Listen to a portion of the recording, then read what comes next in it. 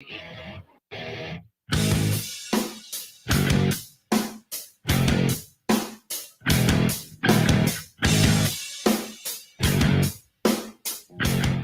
into the Rundown on Fox Sports Radio 1400 around the world on the iHeartRadio app. My name is Rob Sanders. Got a jam-packed show for you today. Later on, we will have on the program Wes Bryant from the AJC Digital Network. What is wrong with the Clemson offense? He thinks that he may know. But before that, let's talk a little bit about the big matchup between South Carolina and Georgia. And I want to welcome in Mr. Chip Towers from the AJC. Of course, you can check out his work on the Bulldogs on the AJC.com website and follow him on Twitter at CTowersAJC. Chip, thanks for joining us on the show, man. I really appreciate it.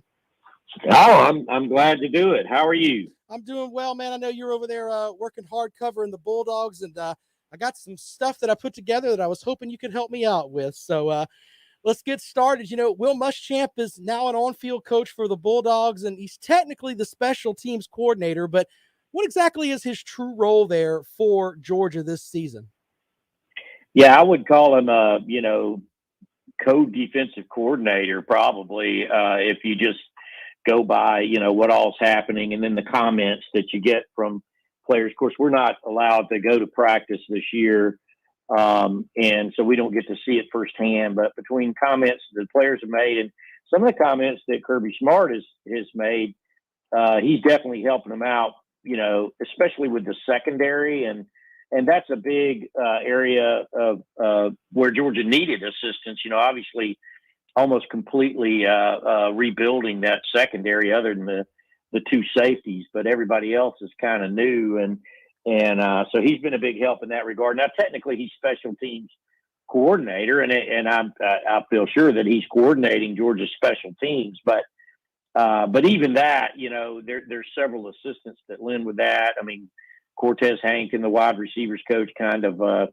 oversees returns, and he doesn't really have a whole lot to do with the kickers themselves. So there's plenty of room for Will Muschamp to have an influence. And according to Kirby Smart and the players that we've talked with, that's not a small thing. That's a fairly big deal. All right, let's talk a little bit about, and you just posted this on your Twitter page at CTowersAJC, something basically that might answer this question, but do you think the loss at home in 2019 is something that sticks with the players that are still with the program? Of course, we're talking about when South Carolina came there and was a huge underdog and won in Athens. Yeah, I mean, if you look at Georgia's roster, most of them were around for that. And, it's really spooky when you get right down to it and look at it. Now, of course, that game was played a little bit later in the season. I think the seventh game maybe of the 2019 season. But Georgia comes in there, 6-0, hadn't given up a running touchdown. They were 21.5 point favorites. I think the line opened at 24-25. This year, Georgia's number two. They were number three that year. This year, Georgia's number two. Their defense is suffocating everybody. Georgia had opened as a 32-point favorite. I think the last I saw, the line had been reduced to 30.5, but that's just unheard of in an SEC game. In fact, if I've reviewed it right, and I'm not 100% sure, but I think it's the highest margin Georgia's ever had in an SEC game. And that's, and I know that's not South Carolina football. And it may be this year. We'll see. But yeah, I think Georgia's sitting in a really dangerous spot. And Kirby knows about it. That sting is fresh. Most of these players know about it. And if anything, I would say that probably helps Georgia, having had that experience, a lot of those players from that team still being here, than hinders it. So let's look ahead to the matchup a little bit here. What's the situation at quarterback looking like, of course, with JT Daniels and Stetson Bennett both being on the injured list? Yeah, it's interesting. Now, Stetson Bennett, it was interesting talking to James Cook last night, and that was our last opportunity to speak to coaches or players, and he had no idea Stetson was hurt. And so it's one of those things, I think Stetson Bennett is getting some treatment for a sore back or whatever, but these guys are getting treatment all the time. So I really don't even count him as injured, even though I reported it and all.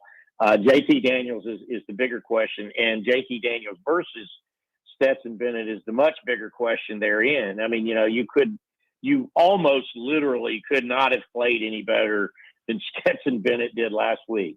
Now, it was UAB. It was a group of 5 team. It wasn't an SEC game. But, I mean, he had 5 touchdowns that averaged 48.8 yards a throw in the first half.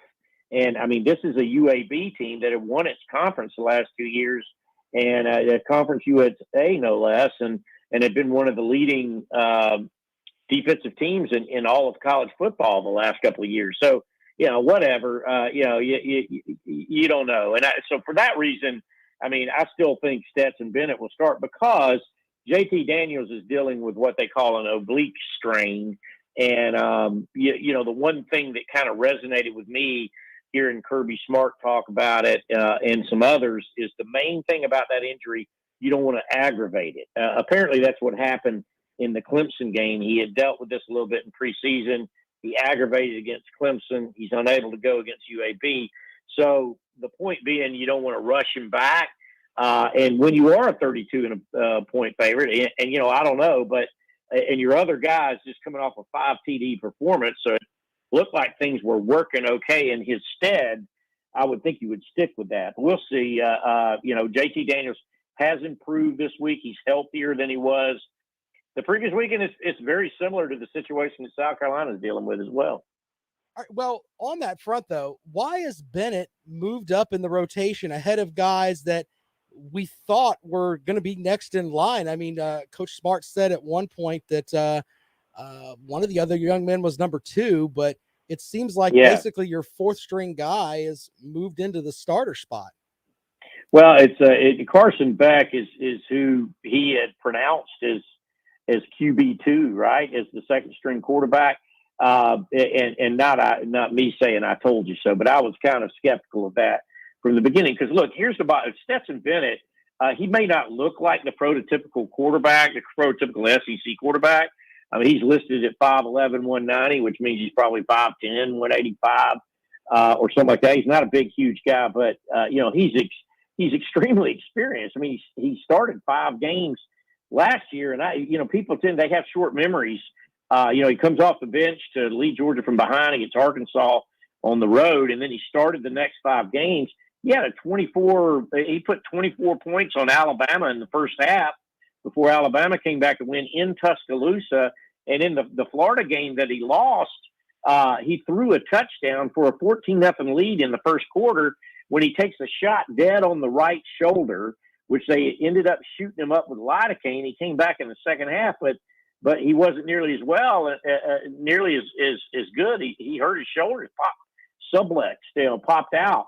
And so he wasn't as good in that game. And then JT Daniels came in after that. So we sort of took Stetson Bennett and put him off to the side. Now, I say we when I'm talking about, sports writers and fans. But all along, Stetson Bennett has been there.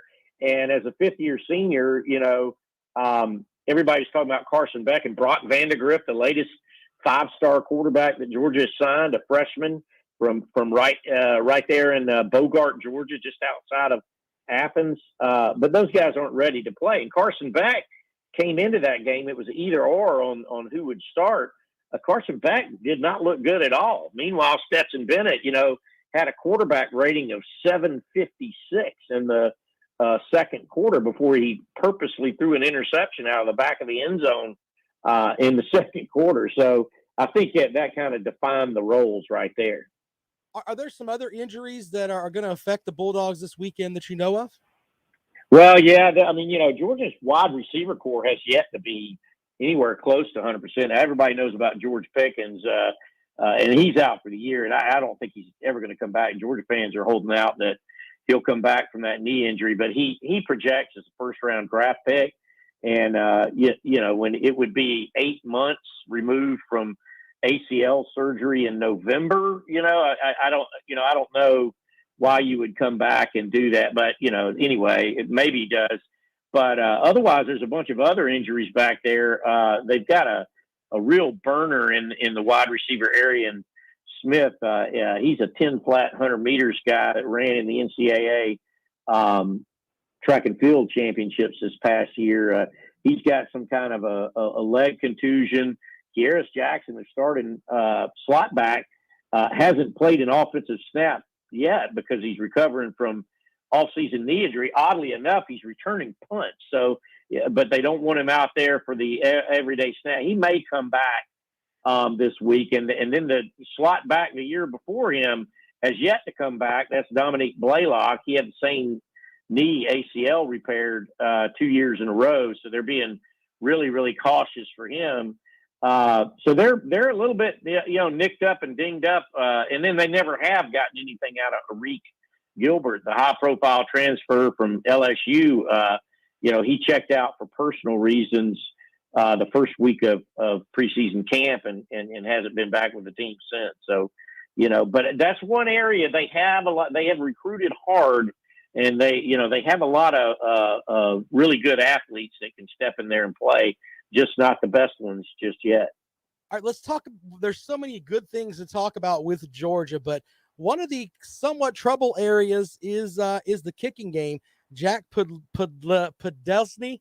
I'm trying really hard with that name, but they thought everybody calls him J-Pod. That's the best way to. There you go. So we'll go with J-Pod. There was thought to be the guy at kicker after this 2020 season, but he's had kind of a slow start.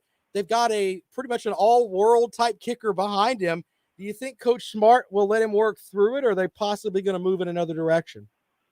Well, they won't dilly-dally too long. And when you get that quick of a coach's acknowledgement when you ask a question, and I asked the question are you concerned about Jack Podlesny is the pronunciation of it, and he's missed two kicks of under 40 yards. Now, this is after an all-world season he had last year. In fact, last time we saw him last year, he made a 53-yard game-winning field goal in the Peach Bowl. So he's obviously capable of much more. But he's missed a 36-yarder and a 32-yarder. 36-yarder was in the Clemson game and could have been problematic. Georgia goes on to win that game 10-3. So they won't fart around too long. Jared Zirkle was the number 4 rated kicker in America, I think, when Georgia signed him out of Kerrville, Texas. He came a long way here to kick, and it was a surprise that old J-Pod unseated him last year. He's gotten bigger and stronger, and eventually he's expected to take the field for Georgia anyway. So I wouldn't be surprised if you see number 99 step on the field on Saturday.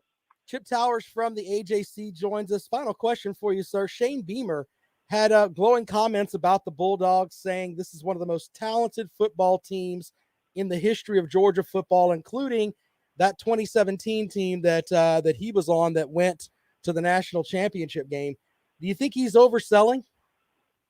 Yeah, Kirby does. Kirby rolled his eyes at that one. And now, look, this is a very good team. I think this is a team that's capable of winning the national championship. It's got to have some things go right. It has the schedule for it, and all that kind of stuff. And it's no question, it's a championship level defense. This defense does rival the one that Georgia had in 2017. And from a front seven standpoint, might be even better. It's the back 4 or 5 that, is kind of a work in progress, and you can't really be certain of until you face some really heavy duty competition. I'm not sure at this juncture whether Clemson was that or not. Now, they did a good job, but only time will tell. We're still in the prognostication game this early in the year. But yeah, Georgia's got an unbelievable defensive front. They're down front. Jordan Davis, 6'6", 340 pounds, is just dominating in the middle. They got guys all around him, and all those defensive linemen, they're all senior, junior, senior, redshirt sophomore. Those guys are, keeping the offensive line off of one of the fastest linebackers, certainly the fastest you've seen since Roquan Smith was here. And that's Nolan, Georgia's middle linebacker, Nakobe Dean. Excuse me, I started to call him Nolan. And Channing Tindall from right there in Columbia is playing fantastic. So, it's definitely a special defense. Offense is still a work in progress, but they have a chance to be pretty good too.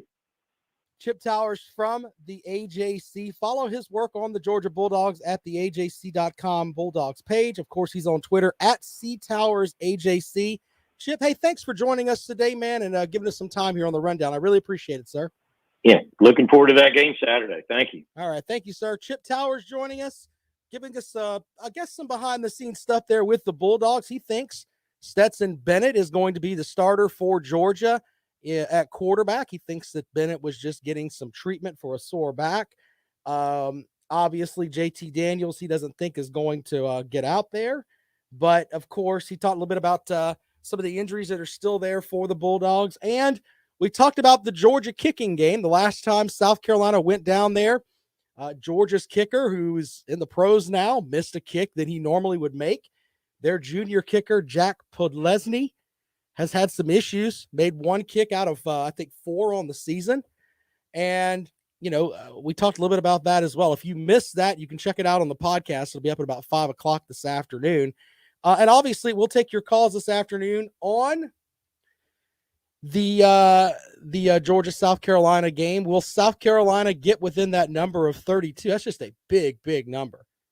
It's a huge number there. So also we could talk about who the Gamecocks will start at quarterback because, Shane Beamer has said Luke Doty would go, but will they go with Zeb Nolan? We'll take your calls at 803-978-1832, 803-978-1832. Firevault Online says, in all honesty, as bad as UGA fans don't want to believe it, Stetson is the best quarterback they have. I think that JT Daniels is a pretty good quarterback. If you're battling some injuries, though, that can affect you on the field. I think there's some bitterness towards from the Georgia fans towards him. Chip from the AJC actually tweeted out that he got booed when he was announced at the game when they put up his images on the video board. And of course, Georgia fans are quick to say, "Oh, that didn't happen." I don't understand why Chip would lie about that. But I think there's a section of Georgia fans that are upset with not having JT Daniels there last year, and maybe Stetson Bennett kind of gets the butt of all that. So we can talk about that as well. 803-978-1832 at 3:30 today. We will talk with our offensive lineman friend, Wes Bryant from the ACC Digital Network. Of course, he played on the O-line at Wake Forest, and we're going to talk about the Clemson offense and what exactly is wrong with it. Is it an issue of the offensive line? Is it an issue of play calling? Is it an issue of personnel? Or maybe it's all three of them rolled up into one. And maybe he can help us understand what's going on with DJ Uiagalelei. So we'll talk about that at 3:30 here on the Rundown. All right, I'm on Twitter at Rob Sounds Good. Make sure you follow Chip Towers as well at CTowersAJC. Quick break. When we come back, we'll have more for you on the Rundown on Fox Sports Radio 1400. I don't understand what your problem is, Alan. He was booed at the stadium. Several people put it out there that were there. Your fan base can lie about it, but the reality is you booed the guy. I don't understand what your problem is. People that I trust said that he was booed. Just the way that it is. He went out there and shoved it up your butt, didn't he? Throwing for all those touchdowns. That's a good point, Thomas. It's a good point.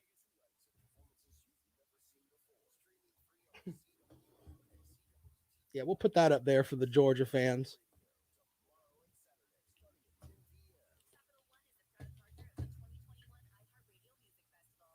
Right now, what's your first name?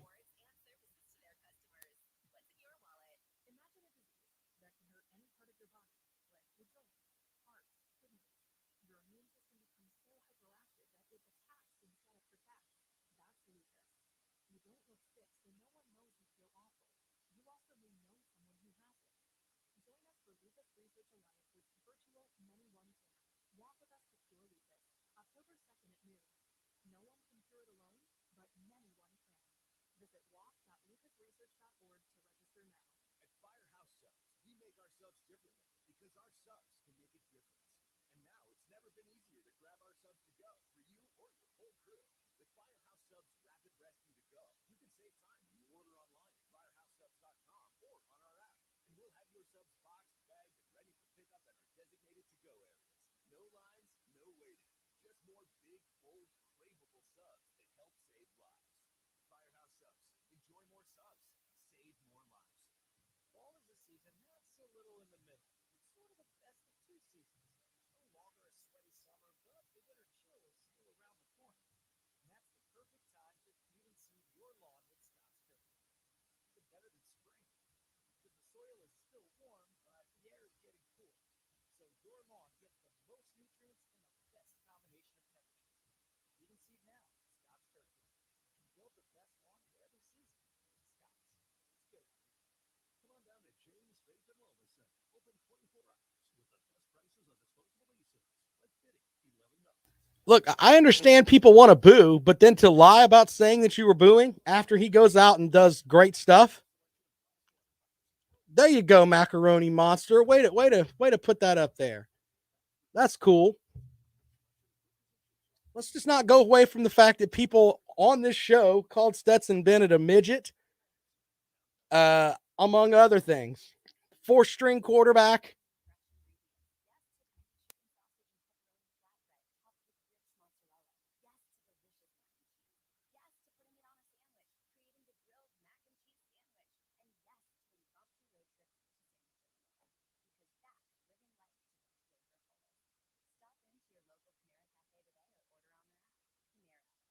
Yeah, Brandon, I think it is Jake Bentley. You could go with Dylan Thompson, too. He was pretty good. All-time leader for a season.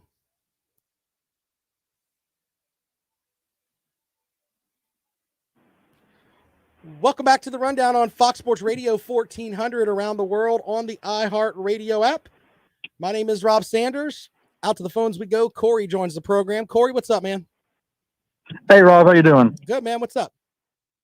Hey, I was wondering, see what your opinion is on what's going on with the University of Kentucky football team. They just had a wide receiver being charged with leaving the scene of an accident. And, I don't know if the university is paying the police or the media up there to keep quiet, or why the NCAA isn't investigating that program yet. Well, there are a string of things. I know that there's one assistant coach that beat his wife up, and then the wife decided not to press charges. There's another assistant coach that was driving an absurd amount of speed with an open container, but did not get a DUI. Ended up pleading down to driving too fast for conditions, and that's it. I don't know what's going on up there because I'm a long way from it, but you can definitely see with that many incidents in the span of 6 months that maybe there is something going on with the culture of the program up there. I mean, it's a fair thing to do. You can make an argument that each one is an isolated incident, but you put all that together and it doesn't really look good on that front for Kentucky. Exactly. And like I said, I'm surprised that the NCAA isn't investigating it, but because if it was any other program, they probably would be. I don't think the NCAA investigates if you have that much happening with coaches and et cetera. I don't think that that's what the NCAA does, but I think that, when you look at certain programs, sometimes things shine out a little bit more. What I mean by that is people seem to forget James Franklin's last season at Vanderbilt. There was the whole thing with rape accusations and everything else. I mean, there's stuff that goes on across the country, but it just seems like right now there is a lot of things going on at Kentucky in a very short period. Awesome. Thank you, Rob. All right, man. Thanks a lot. 803-978-1832, 803-978-1832. That is the number to call if you'd like to join us here on the Rundown. Who do you think is going to start for South Carolina? Is it going to be Luke Doty or is it going to be Zeb Nolan? We'll take your calls on that. And do you think South Carolina will cover that 30.5, 32 point, whatever it is, spread that's out there? Chip Towers from the AJC thinks that Stetson Bennett is going to be the guy that starts for Georgia. Of course, he's on the beat, so we'll see if he's correct or not. How long until JT Daniels gets out there? But if I'm Kirby Smart and it looks like it's a mismatch on the field with South Carolina, why rush my guy back? I'm also on the other hand, if I'm Shane Beamer, if I think that Luke Doty is not quite 100%, I think I'd rather hold off a little bit and see put him in there against, even though Kentucky's much better, at least she'll be home for that game. But yeah, I mean, it's really interesting going into this matchup with that big of a line. We don't really know 100% for sure who's going to start at quarterback for both schools. That's kind of interesting when you really step back and think about it. Is this going to be more the coming out party for Josh Vann for South Carolina? Of course, he did pretty well in the matchup against East Carolina. And who's going to take over it and be the, I hate to use this term, but the bell cow at running back for South Carolina?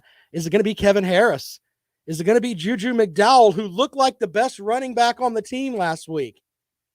Is Marshawn Lloyd going to finally shine?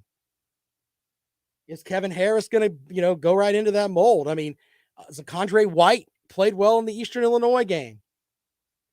I mean, there are so many questions just from the running back room and the quarterback room with South Carolina, with so many options that Shane Beamer can go with. 803-978-1832, 803-978-1832 is the number to call. And I had to reach across over here and get my notes. Steve Spurrier weighed in on Florida's matchup with Alabama this weekend.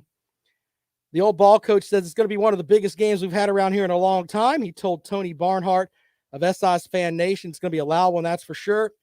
I really think we've got a chance. Of course, he talked a little bit about Steven Garcia having the game of his life when his team beat Alabama. They were a 7.5-point underdog. So his team also upset the number one Florida State team in 1997.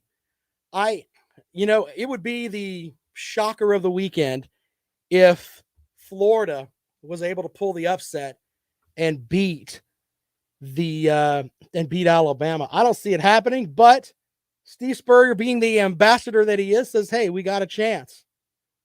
We got a chance, according to the old ball coach.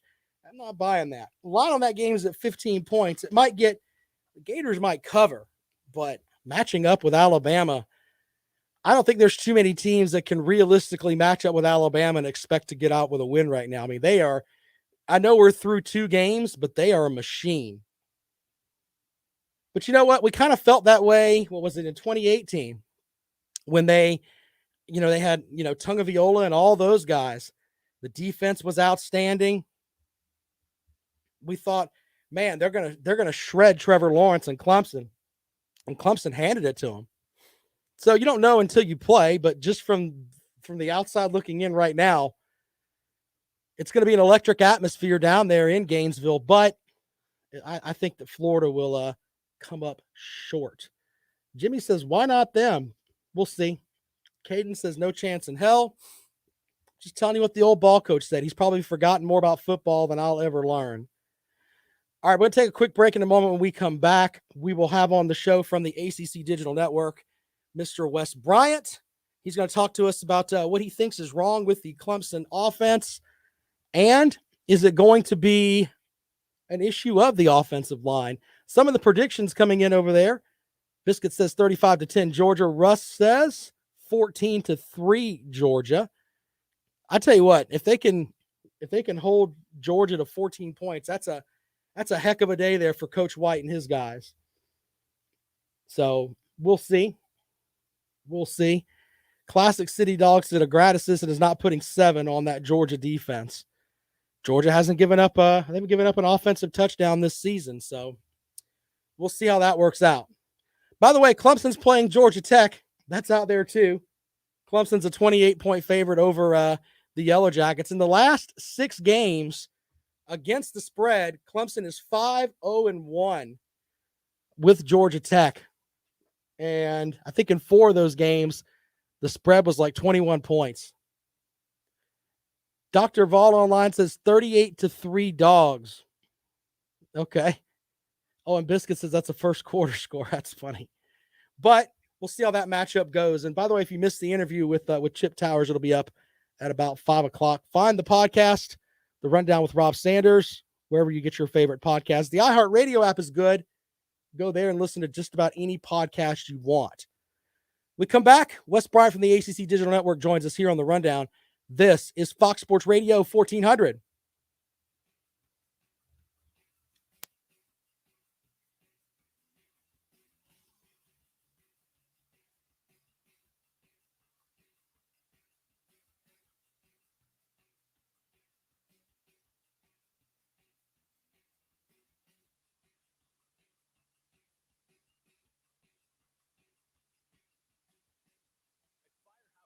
We make our subs differently because our subs can make a difference. And now it's never been easier to grab our subs to go for you or your whole crew. With Firehouse Subs Rapid Rescue to Go, you can save time when you order online at firehousesubs.com or on our app. And we'll have your subs boxed, bagged, and ready for pickup at our designated to-go areas. No lines, no waiting. Just more big, bold, craveable subs that help save lives. Firehouse Subs. Enjoy more subs. Save more lives. Calling all sports fans. iHeartRadio is the exclusive audio streaming partner of the National Women's Soccer League. For the first time ever, you can listen live to the biggest league games on NWSL Radio on the iHeartRadio app. The action kicks off Saturday, September 25th at 3 p.m. Eastern when NJNY Gotham FC takes on NC Courage. And then at 8 p.m. Eastern when Chicago Red takes on Portland Thorns. To purchase tickets, visit nwslsoccer.com/tickets. Stream these games and get up-to-date highlights exclusively on NWSL Radio, only on iHeartRadio. When a community grows, its hospital should grow too. And that's just what we're doing at Lexington Medical Center. We recently launched the largest hospital expansion project in South Carolina history. Our new 10-story patient tower will help us take better care of patients, including the tiniest infants who need special attention. It will also make room for the growing number of patients who need surgery and intensive care. At Lexington, That's funny, Jason. That's funny. My daddy, Billy Kaufman, opened Kaufman's Meat Plant at our present location in 1955. My family still works hard every day to ensure fresh quality cuts of beef, pork, and poultry. You think Bama hangs 50 on them? Okay. That's a heck of a lot of points. I'm not saying they can't. Let's make sure we get that out there. Because you guys will be telling me Rob said that laugh when they said they hung 50 on him and then they hang 60.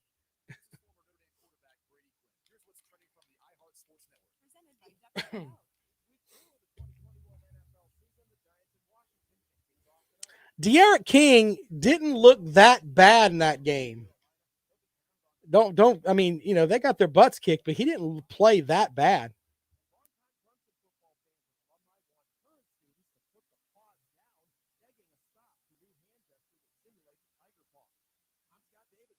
What is it that makes you uniquely you? Well, DuckDuckGo doesn't think that's any of their business. And frankly, it shouldn't be the business of any tech company. Protect your privacy online for free with DuckDuckGo. It's time to show your online assistant where you go for a good time. Okay, Google, play Fox Sports Radio 1400 on iHeartRadio.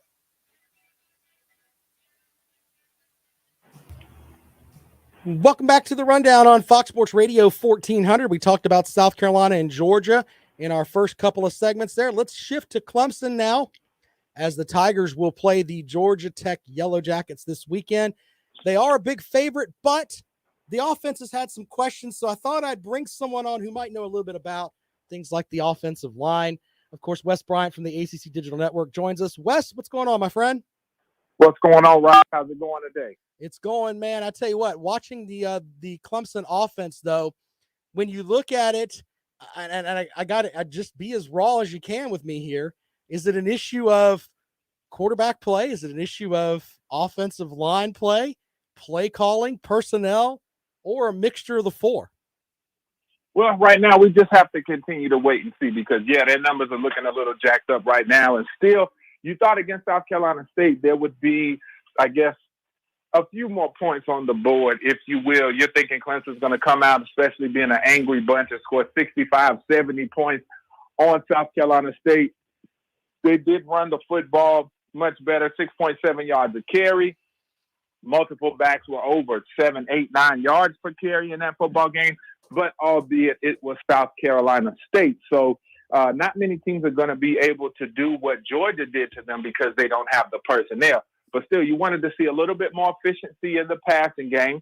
I still want to see a little bit more from those wide receivers as far as getting open on a consistent basis, making big plays, DJ hitting guys and looking decisive in the pocket, because that's the thing with him right now. You're not sure just how decisive he is in the pocket. And so you don't know if he's necessarily looking for the big play or if he's not trusting what he's seeing or what. But now we're going to get into the meat of that schedule. They're going to be playing real competition, not necessarily, top 10 teams in the country type competition. But Georgia Tech, they'll present some challenges for Clemson. And then you talk about Boston College, who took a huge hit losing Phil Jurkovec. So that took a lot of luster out of that matchup. And then you have NC State as well, who didn't look so great against NC State. But still, these are still ACC football teams. They will still present challenges to Clemson that they'll need to solve. All right, well, in that matchup with Georgia, I mean, they essentially played three different centers. As being a former offensive lineman, how does that throw off the line?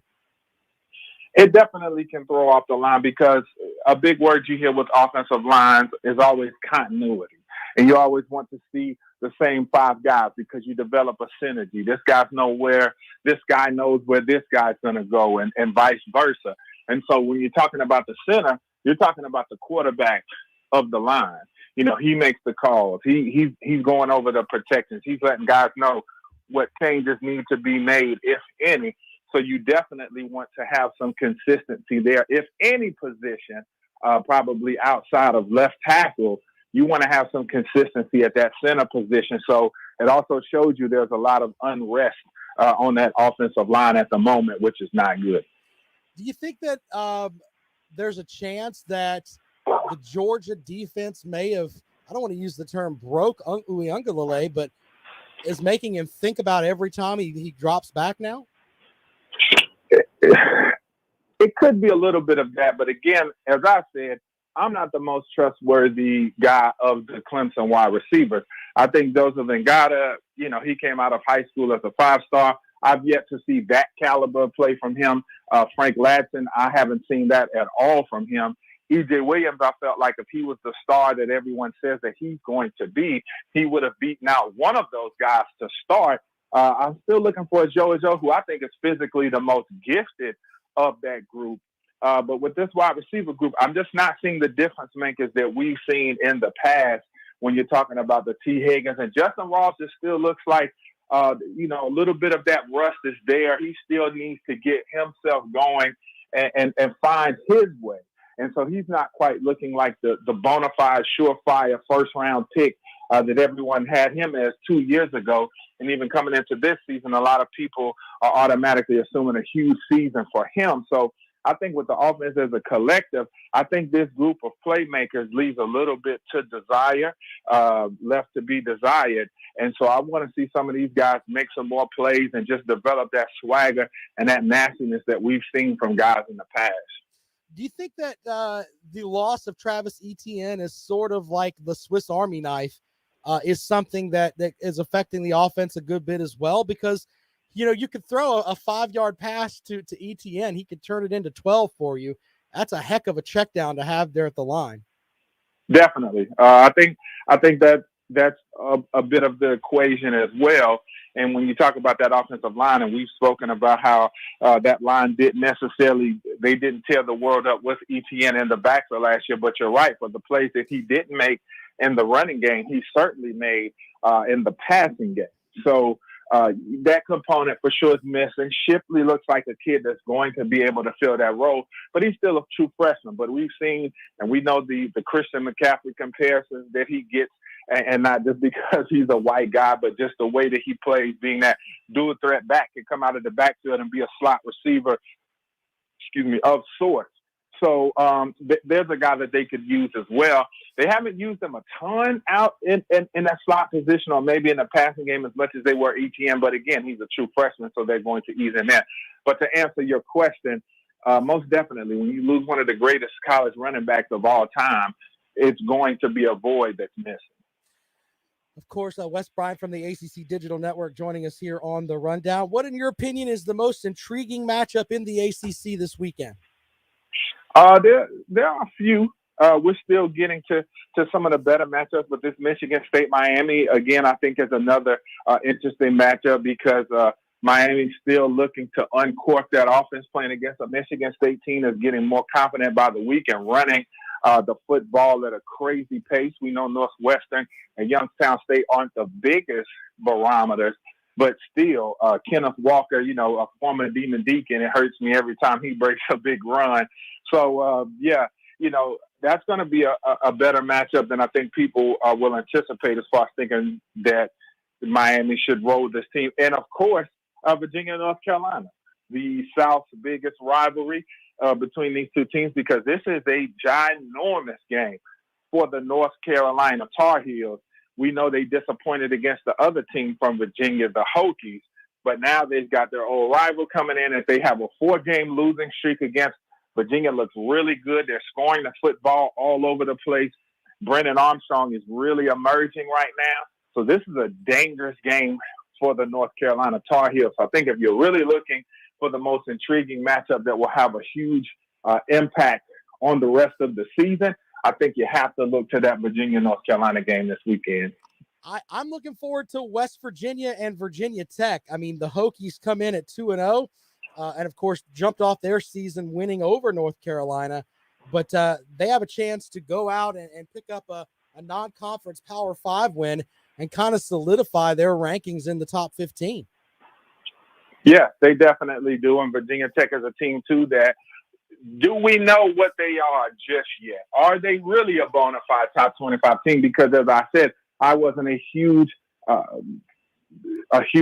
backer of the North Carolina Tar Heels coming into this season. This past weekend, Virginia Tech didn't have much of a test. But coming into this football game, this is a chance to continue to prove that they belong and that they're going to be a surprise football team in the ACC this season. That passing game, Braxton Burmeister and the crew want to see a little bit more from them on a consistent basis and just want to see more production out of the skill talent for Virginia Tech. They have a running back by committee approach, the wide receivers as well. There's no guy that is going to blow you away. But as a group, they've been getting it done. They have a chance to go on the road and get it done in what will be a hostile environment. So we'll see. But Virginia Tech, the jury is still out on them for me. All right. Well, we normally we would talk about the Florida State game, but that program's kind of fallen off. But I have to ask you about Wake Forest. I think that when you look at teams that should be getting some respect around the country, Wake Forest is the team from the ACC. And I'm not saying that because you played there. Coach Clawson's a hell of a coach. They go out and beat Florida State this weekend. They're beat 3-0. I think they're going to be looking at people like, what the hell's wrong with you? Why are we not in the top 25? Yeah, this is true, but they also they need to earn it as well. And unfortunately, beating Florida State this weekend isn't going to do much towards that. I expect Wake, especially if they're going to be that kind of team that you're talking about, I want to see them come out and thoroughly dominate Florida State. I don't want to see a close victory, them getting by on the skin of their teeth. I know Florida State is reeling right now, but we've seen what kind of football team this is. This Florida State football team, in my opinion, should lose to this Wake Forest team, and Wake Forest should handle them decisively. I just don't see much there in Tallahassee. I've been saying it and a proponent of it for quite some time, and so Wake Forest should handle their business. So if they're going to be the type of team that's really going to make some noise in the Atlantic Division, you have to come out in this game and look dominant. It's plain and simple for Wake Forest. There is no field goal win, skin of your teeth, as I said. They need to dominate this football game. Wes Bryant from the ACC Digital Network joining us here on the Rundown. Wes, tell folks where they can find your content and, of course, follow you on Twitter. Catch me on Twitter, Wes Got Range. Catch me on Instagram, Wes Got Range 704. Check out the ACC Digital Network on all platforms, YouTube, Facebook, Instagram, Twitter, anywhere. You can check out some football highlights. Check us out there. Check us out on Roku, all that good stuff. And you can check me out in the streets. Just be polite and say hello. And don't step on the shoes. No Damn doubt. it. Don't step on the shoes, man. Exactly. Some of them I pay more than others for, so please don't. All right, Wes, thanks for joining us on the rundown, man. No I really doubt. appreciate it, buddy. Thanks so much. All right, man. As always. There we go. Wes Bryant from the ACC Digital Network joining us here today. By the way, North Carolina at the beginning of the season, we talked a lot about how they were going to be the team from the Coastal. If they lose to Virginia, and I know that they're at home, but if they lose to Virginia on Saturday night, they're an 8-point favorite. They can kiss the idea of winning the Coastal goodbye. They can absolutely kiss the idea of winning the Coastal Division goodbye.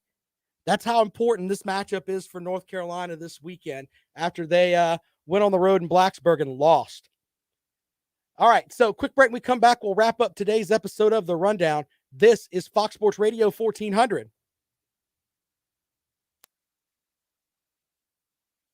Justin's asking about upsets. We will give these exclusively to you guys here. I kind of like Michigan State going into Miami and winning. They're what, an 8-point dog? Something like that. Let's see here.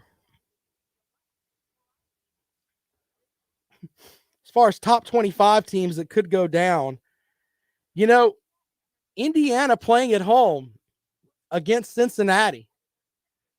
You know, since he's a 3.5-point favorite, I wouldn't be shocked if Indiana won that game at home.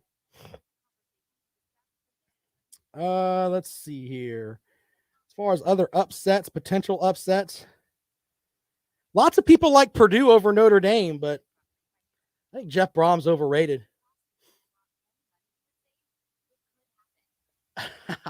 Go Bucks, you're hilarious. Take off their shirts and spin it around their head like a helicopter. That's funny.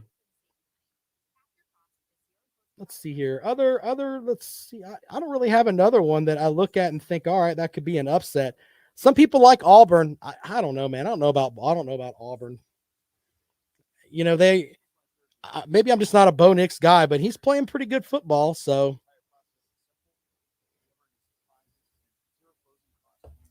there you go with that. What do you guys think? Do you have your upsets over there? Yeah, I really believe that Indiana could do that. I mean, it's a 3.5-point spread, and they're at home. Who knows, you know? But I mean, it's not really that far-fetched when you really step back and think about it. Look at that, Caden. You know what, Caden? We're going to highlight that. We actually agree on something, Caden. Bo Nix is trash. Yep. Auburn really hasn't played anybody yet. You're right about that, too. Hold on, please. The rundown. This is Rob. Hey, man, you got a comment for the show? What's your first name? Justin? Good, man. Hold on. All right, we'll get right to you, okay?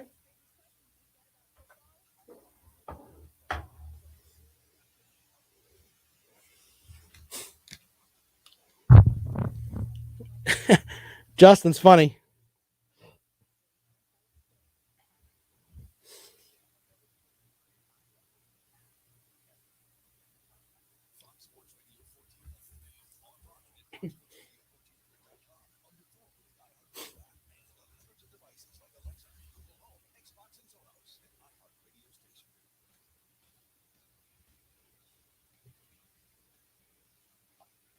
Welcome back to the rundown on Fox Sports Radio 1400, 803-978-1832, 803-978-1832. Justin joins the program. Justin, what do you got for the show today?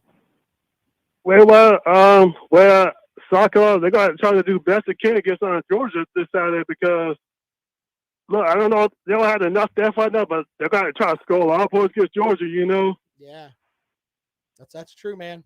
It's going to be a tough matchup there for the Gamecocks. Yep. All right. And we know, yeah, And while we know Shane Beaver does, you got to try to go out there recruit next season, you know. Yeah. Hey, man, I appreciate you calling the program, man. You're right, though. That is a tough matchup there for South Carolina, 32-point underdog on the road. And, we see that big, huge number there. But Levon Kirkland was on the show with me the Friday before the matchup with South Carolina in 2019. And I remember sitting here with I can't remember who else was in studio with me that day, but Levon Kirkland said South Carolina has the tools to beat Georgia. Now, Levon Kirkland is an all-decade linebacker from the NFL in the 90s, is in the Clemson Ring of Honor. So he knows more about football than I'll probably ever even dream of knowing. When he said that, I kind of was like, okay, Levon. And Levon's like, no, I'm serious. They have the capability to do that. I don't think he feels that way about this matchup. There's so many differences between the two teams, but it's going to be a tough road to hoe there for South Carolina on Saturday night. And what Gamecock fans should look for, though, is do you go out there and you have moments of respectability? And what I mean by that is that you're going to be out jimmied in a lot of spots. They're going to have better players than you have.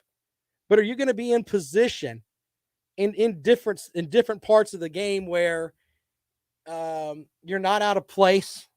There's not a lot of penalties and things like that. There are positives you can take away from a matchup like this. So, Coach Shane Beamer said, hey, this is the best Georgia team ever. I mean, but it's a heck of a measuring stick, to say the least. And going on the road at night in Athens, that's tough. It's a tough place to win. So that matchup, I think, will be interesting as far as the measuring stick for South Carolina. And also, it'll let Shane Beamer know what he's got. I mean, it's, you go out and you play hard, and you have guys that are really working hard in the fourth quarter, even though you're down three touchdowns, 4 touchdowns. It says a lot about your guys. So we'll see how that works out. By the way, our best Gamecock coverage, as we cover that game on Saturday, is on our sister station, News Radio 560 WVOC, also 103.5 FM. Christopher Thompson and I kind of just kick back and do scoreboard updates for Christopher during the pregame. But in the postgame, it's myself, former Gamecock wide receiver Tim Frisbee, and Justin Hall. We will do our best to kind of break down what happens with South Carolina and Georgia and start looking ahead towards the next matchup with Kentucky. Before we get out of here, we got a couple of minutes. The university said yesterday that they're implementing a face mask policy for that matchup with Kentucky. You're going to have to wear a face mask at Williams-Brice. Is that something that's going to keep you from going? So, yeah, that's something that is going to be kind of on the back burner now, but I think there's a section of people that won't wear a face mask, and it may hinder them from going to the game. So, and that could end up being a big, big game for South Carolina, and you may not have as many fans in the stands. I Dig Music Online says everyone will wear it, then take it off when they get to their seats. I think there's that too. I think people will. It's also a strength in numbers kind of thing. I know that's kind of a weird way of looking at it, but I mean, are they going to have somebody that's going to write $100 tickets to, 80,000 people if they're in there? I just don't think it happens. So we'll see how that may affect attendance for the game. I know folks in my social media feed said they don't want to go anywhere where they have to wear a mask. Maybe they'll sell their tickets to someone who will. So it'll be interesting to see how that shakes out next week. But got to get through Georgia this week. All right, tomorrow on the program, we will have our picks against the spread. Be sure to check out the program for that, as we'll pick 10 games against the spread tomorrow right here on the Rundown. Lawton Swan from Clemson Sports Talk is next. He is the czar of Clemson Sports. Stop looking at me, Swan. Follow him on Twitter at Clemson Sports. He'll have a complete breakdown of everything for you today from 4 to 6. It says Clemson on the marquee, but it really is the college football show for the fans. There are tons of Gamecock fans that listen. They're right there in the closet, man. They love it. All right. Tomorrow we'll be back at it on the rundown. Thanks for letting me entertain you a little bit here on Fox Sports Radio 1400. Yo, I couldn't pronounce his name, Alan. Don't start with me. I couldn't pronounce his name. Leave me alone with all that nonsense. All right, you guys are awesome. I appreciate y'all. Thanks for taking some time out. We'll be back at it tomorrow. See you guys later on.